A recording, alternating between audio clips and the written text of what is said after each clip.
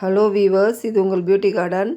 இந்த வீடியோவில் கத்திரிக்காய் செடியில் இலை மஞ்சள் ஆகிறதுக்கு காரணம் என்ன, அதை சரி செய்ய தீர்வு என்னங்கிறதுக்கு நான் ஒரு டிப்ஸ் சொல்கிறேன். நீங்களும் ட்ரை பண்ணி பாருங்கள். இந்த இலைகளெல்லாம் பாருங்கள், மஞ்சளாக இருக்குது. இலையோட நுனியில் கருகி போயிருக்கு. இதுக்கு போரான் சத்து குறைபாடு தான். இலையோட அடியில் பூச்சிகளும் முட்டையிட்டு போயிருக்கோம். இதுக்கும் நம்ம ஒரே ஃபெர்டிலைசரே தெளித்து சரி பண்ணலாம். பாருங்கள், நுனியில் இருக்கிற பூவெல்லாம் பூச்சி அரிச்சிருக்கு. மண்ணில் சத்து குறைபாடு இருந்தாலும் இது மாதிரி பூச்சி தொல்லையை நம்மளுக்கு அதிகமாக இருக்கும். மண் வளமாக இருந்தால் இந்த தொல்லைகள் வராது. நீங்கள் மண் கலவைகள் சரியாக பண்ணணும். ஒரு பங்கு தோட்டத்து மண், ஒரு பங்கு மாட்டு எரு, கொஞ்சம் கொக்கோபீட் கலந்துக்கலாம், கொஞ்சம் வேப்ப முன்னாக்கு, கொஞ்சம் சாம்பல், உயிர் உரம் இருந்தாலும் ஒரு கைப்பிடி சேர்த்துக்கலாம். அளவு ரேஷியோவில் நீங்கள் மண் கலவை கலந்தீங்கன்னா இந்த குறைபாடும் வராது, பூச்சி தொல்லையும் கொஞ்சம் கம்மியாக இருக்கும். இலையோட பின்னாடியெல்லாம் பாருங்கள், பூச்சிகள் முட்டையிட்டு போயிருக்கு. வெள்ளை வெள்ளையாக தெரியுது பாருங்கள். இந்த இலைகள் எல்லாம் நம்ம ஒன்று ஒன்றா நம்ம உருவி போட்டுடணும். ஒரு இலை விடாமல் மொட்டையாகவே நம்ம கட் பண்ணி போட்டுடணும். காஞ்ச கிளைகள் இருந்தாலும் நம்ம கட் பண்ணி விட்டுறணும்.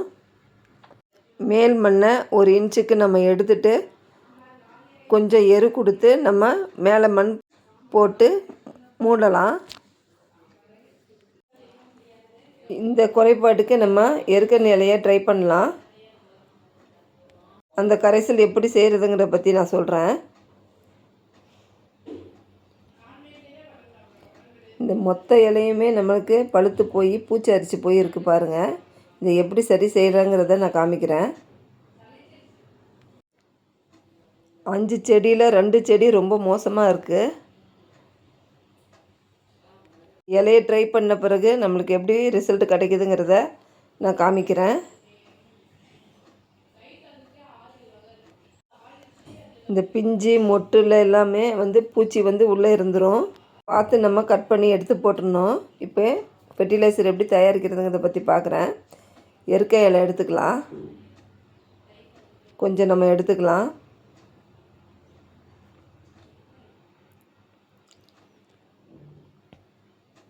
வீட்டு பக்கத்துலேயே இதெல்லாம் இருக்கும், பார்த்து எடுத்துக்கோங்க. இந்த பால் கண்ணில் படாமல் பார்த்துக்கோங்க.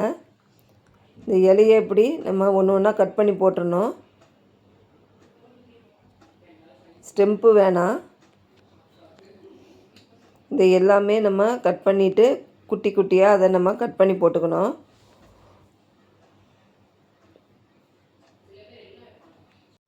கையில் ஒரு க்ளவுஸ் போட்டுக்கிட்டு நீங்கள் ட்ரை பண்ணுங்கள். இந்த பால் கண்ணில் பற்றக்கூடாது.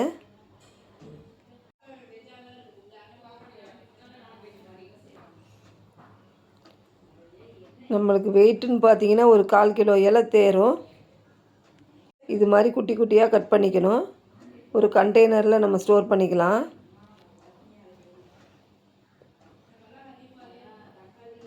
பிளாஸ்டிக் கண்டெய்னரில் தான் ஸ்டோர் பண்ணணும்.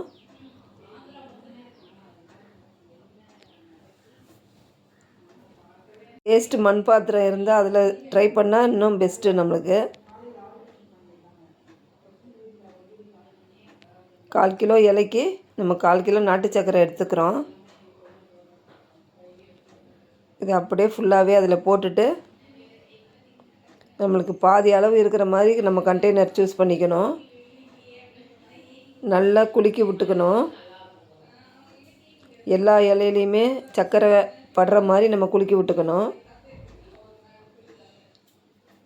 இதை ஒரு 15 நாள் கழித்து நம்மளுக்கு வடிகட்டினா இது மாதிரி ஃபெர்டிலைசர் வந்துடும். ஒரு 100 ml எடுத்து 1 லிட்டர் தண்ணியில் கலந்துக்கலாம். அதை அப்படியே இலை மேலே ஸ்ப்ரே பண்ணிட்டு வரலாம்.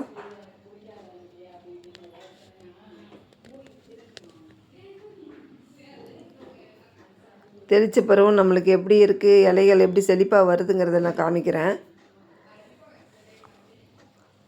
எல்லா இலைகளும் பூவு பிஞ்சு எல்லாத்துலேயும் படுற மாதிரி நம்ம ஸ்ப்ரே பண்ணிக்கணும்.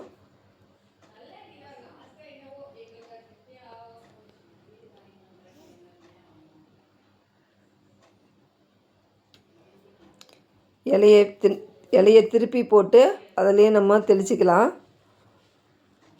இந்த பூச்சிகளும் போயிடும். இது 15 நாளைக்கு அப்புறம் எடுத்த வீடியோ. இலை எப்படி செழிப்பாக இருக்குன்னு பாருங்கள். நிறைய பூ விட்டுருக்கு, சின்ன சின்ன பிஞ்சுகளும் விட்டுருக்கு. நீங்களும் இந்த ஃபெர்டிலைசரை ட்ரை பண்ணுங்கள். இந்த வீடியோ உங்களுக்கு பிடிச்சிருந்தா என் சேனலை சப்போர்ட் பண்ணுங்கள், சப்ஸ்கிரைப் பண்ணுங்கள். தேங்க்யூ.